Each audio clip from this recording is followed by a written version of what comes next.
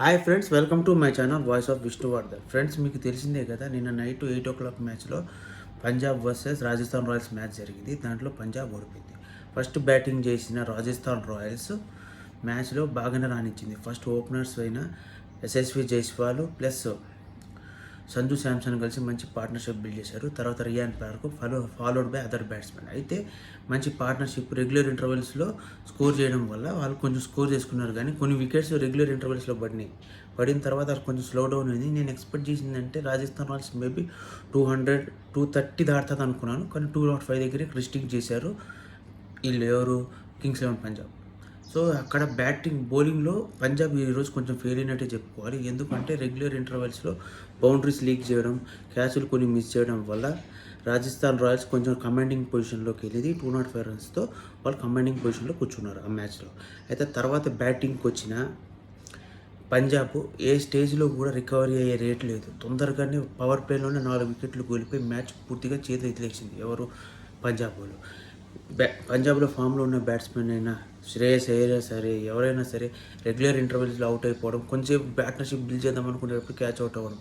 అయితే కొంచెంసేపు తర్వాత 129 దగ్గర దాకా 4 వికెట్స్ ఉన్నాయి. 129 దగ్గర ఉండేటప్పటికి నేను ఏమనుకున్నా అంటే వీళ్ళు కమాండింగ్ పొజిషన్లో ఉన్నారు కదా, ఇంకా కొట్టేస్తారు, మ్యాచ్ గెలుస్తారు పంజాబ్ బౌలు అనుకున్న టైంలోకి 149కి ఆల్అౌట్ గారు 149కి 9 వికెట్స్ పడి మ్యాచ్ పూర్తిగా చేతులు ఎత్తేశారు. ఓవరాల్గా ఈ మ్యాచ్లో రాజస్థాన్ రాయల్స్ కమాండింగ్ పొజిషన్లో బౌలింగ్ అండ్ బ్యాటింగ్తో మ్యాచ్ని ఫుల్గా వాళ్ళ సిచ్యువేషన్లోకి తెచ్చిపెట్టుకున్నారు. దాని తర్వాత కమాండింగ్ పొజిషన్ అంటే ఎట్లా అంటే బౌలింగ్లో వాళ్ళు బాగానే చేశారు, బ్యాటింగ్లో కూడా వాళ్ళు 100% ఇచ్చారు. టీమ్ ఎఫెక్ట్తో మ్యాచ్ని మొత్తాన్ని బయటికి తెచ్చుకొని గెలిచారు. అయితే ఇన్ఫామ్లో ఉన్న పంజాబ్ ఓడిపోవడం అనేది కొంచెం డిసప్పాయింట్మెంట్. ఎందుకంటే నిన్న పంజాబ్ గెలుస్తుందని ఎక్స్పెక్ట్ చేశాను, కానీ పంజాబ్ కొంచెం ఫెయిల్యూర్ చూసి మ్యాచ్ని ఎత్తిపోయింది. ఓవరాల్గా నిన్న జరిగిన మ్యాచ్లో పర్ఫార్మెన్స్ వైజ్గా అయితే రాజస్థాన్ రాయల్సే పర్ఫార్మెన్స్ అదిరిపోయేటట్టు చేసింది. ఫీల్డింగ్ అయినా బౌలింగ్ అయినా రాజస్థాన్ రాయల్స్ కమాండింగ్గానే చేసింది, కానీ పంజాబ్ అయితే ఫెయిల్ అయినట్టు అనిపిస్తుంది. అన్ని రోజులు ఒకే టీంకి అనుకూలించవు కదా, నిన్న పంజాబ్కి అనుకూలించలేదు. నేను ఎక్స్పెక్ట్ చేసిందంటే శ్రేయస్ అయ్యర్ మళ్ళీ కమాండబుల్ ఇన్నింగ్స్ ఆడతాడు, కెప్టెన్ ఇన్నింగ్స్ ఆడతారు, తర్వాత పైన ఓపెనర్స్ కూడా బాగా ఆడతారు, మ్యాచ్ పంజాబ్ ఈజీగానే గెలిచేస్తుంది అనుకున్నాను. ఎందుకంటే ఇంతకుముందు మ్యాచ్లో పంజాబ్ భయంకరంగా ఆడింది. ప్రతి మ్యాచ్ 16-15 ఓవర్స్లో కంప్లీట్ చేసి టాప్ పొజిషన్లో ఉన్న టీము ఈరోజు 150 కూడా దాటకుండా మ్యాచ్ని క్లోజ్ చేయడం అనేది కొంచెం డౌట్ఫుల్గా అనిపిస్తుంది. కానీ నేను అనుకుంటుంది Shreyas Iyer is an good captain and good batsmen కాబట్టి నెక్స్ట్ మ్యాచ్తో సాలిడ్ కంబ్యాక్ ఇచ్చి తన ఎబిలిటీ ఏందో మళ్ళీ ప్రూవ్ చేసుకుంటాడు. ఆయన ప్రూవ్ చేసుకోవాల్సిన అవసరం లేదు, ఆల్రెడీ ప్రూవ్ చేసుకున్నాడు కాబట్టి ఆయన ఎందుకు అంత టాలెంటెడ్ ఫెలో అని చెప్పేసి నెక్స్ట్ మ్యాచ్లో ప్రూవ్ చేసుకుంటాడని చెప్పి నేను ఎక్స్పెక్ట్ చేస్తున్నాను.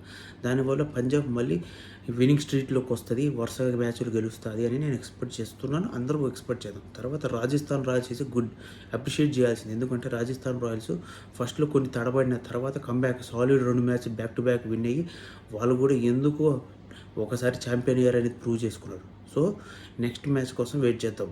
సో ఫ్రెండ్స్, మీకు కానీ ఈ వీడియో నచ్చితే లైక్ చేసి subscribe to my channel voice of Vishnuvardhan. ఇలాంటి మోర్ కంటెంట్ ఉన్న వీడియోస్ కోసం నా ఛానల్ లైక్ చేసి సబ్స్క్రైబ్తో పాటు బెల్ ఐకాన్ వస్తే ఆల్ ఆప్షన్ ఆన్లో పెట్టుకోండి. దానివల్ల నా ఛానల్ ఎక్కువ మందికి రీచ్ అవుతుంది. Thank you for watching. Stay tuned for more videos.